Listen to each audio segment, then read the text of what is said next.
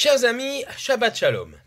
Nous allons étudier la paracha de Nasso, deuxième paracha du livre de Bamidbar.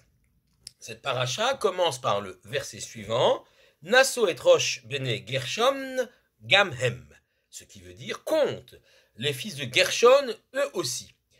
De quoi s'agit-il? Nous sommes déjà à la fin de paracha de Bamidbar, nous avons commencé le dénombrement de la famille de la tribu de Lévi. La tribu de Lévi est divisée en trois sous-tribus ou trois grandes familles que sont Kehat, Gershon et Merari. Ces trois sous-tribus correspondent en fait aux descendants des trois fils de Lévi que sont Kehat, Gershon et Merari. On a donc commencé dans la Sidra de Bamidbar à dénombrer les gens de la sous-tribu de Kehat, et puis nous continuons par ceux de la tribu de Gershon, et enfin la sous-tribu de Merari dans notre Sidra de Nasso. Donc le terme de Nasso est intéressant puisqu'il veut dire également Nasso et Rosh, relève la tête.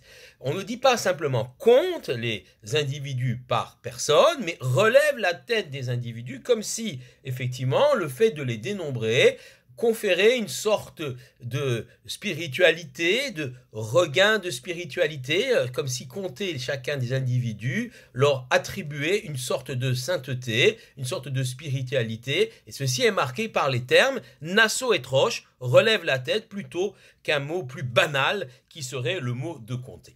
Mais ce qui est intéressant, c'est un commentaire que je voudrais partager avec vous, celui du Rav Shlomo Yosef Zevin, dans son ouvrage La Torah ve la Moadim.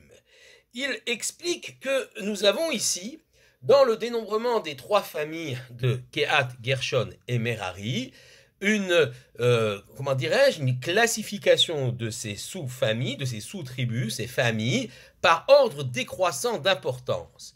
L'aîné, Kehat, se voit confier les tâches les plus nobles, notamment dans le transport des objets sacrés du Mishkan, du sanctuaire, d'une étape à l'autre. Puis Gershon se voit attribuer le démontage et le transport d'objets moins nobles, la structure même du Mishkan, donc du contenant. Quant à Merari, il se voit, lui, confier la tâche de transporter les éléments, notamment constituant la cour du Mishkan. Donc il y a ici, on va, si je peux y dire, de façon décrescendo, dans l'importance des tâches confiées à ces trois sous-tribus de Lévi, ces trois familles de Lévi, et également dans les tâches donc qui leur sont confiées, dans l'importance des personnages.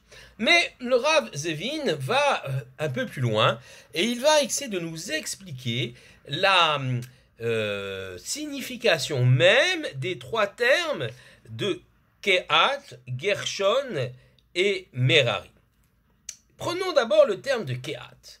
Kehat, il se base ainsi sur un verset qui nous dit « Lou yikat ha'amim », lui, il rassemble les peuples.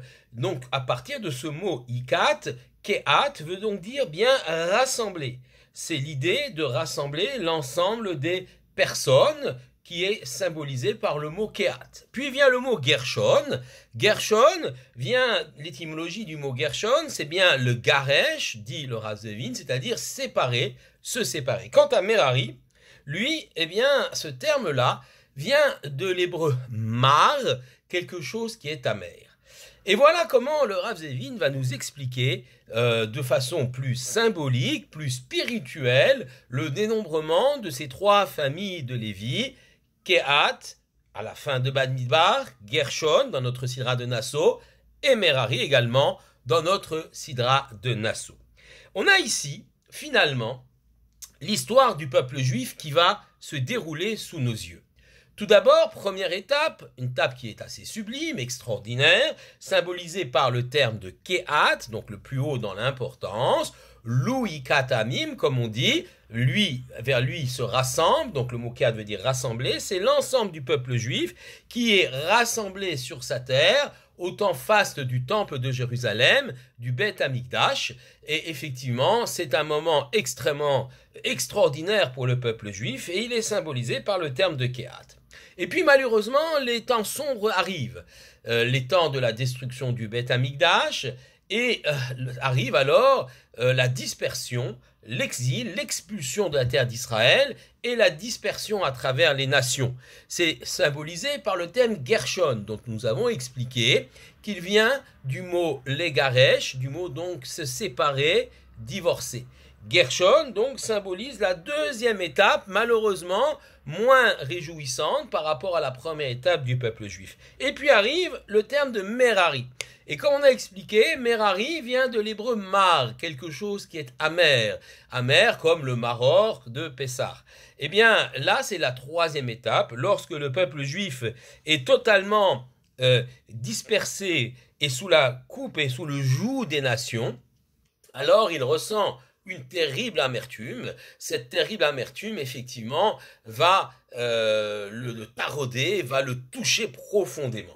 Eh bien, dit le Rav Zevin, ici on a effectivement la succession des différentes étapes de l'histoire du peuple d'Israël, Kehat, le peuple juif rassemblé souverain sur sa terre, Gershon, le peuple chassé, exilé de sa terre, et donc voilà, dispersé parmi les nations, et Merari, la dimension de l'amertume du peuple qui se situe loin de sa terre et opprimé. Mais, nous dit le Rav Zevin, on ne doit pas terminer sur cette note de tristesse.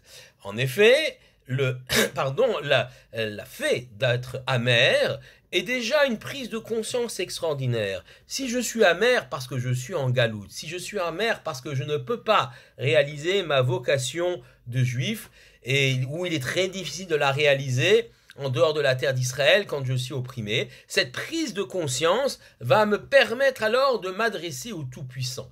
Et on peut remonter alors l'histoire. Il est possible de retourner vers la terre et de retrouver ce moment sublime et extraordinaire du rassemblement des peuples sur la terre d'Israël.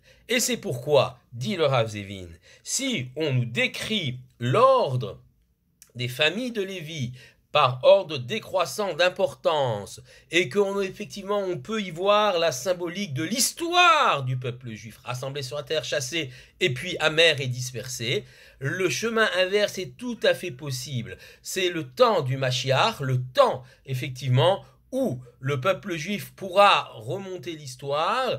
Il suffit alors d'être, comme dit le titre de la paracha, qu'Hachem, lorsqu'on va s'adresser à lui, soit Nasso et Roche, qu'il relève nos têtes. Relevez nos têtes, relevez les têtes de ceux qui souffrent, relevez les têtes de ceux qui sont opprimés, relevez la tête de ceux qui veulent vivre leur fierté de juifs, afin qu'à nouveau, au temps messianique, nous puissions nous rassembler tous ensemble sur la terre d'Israël. Shabbat Shalom à tous.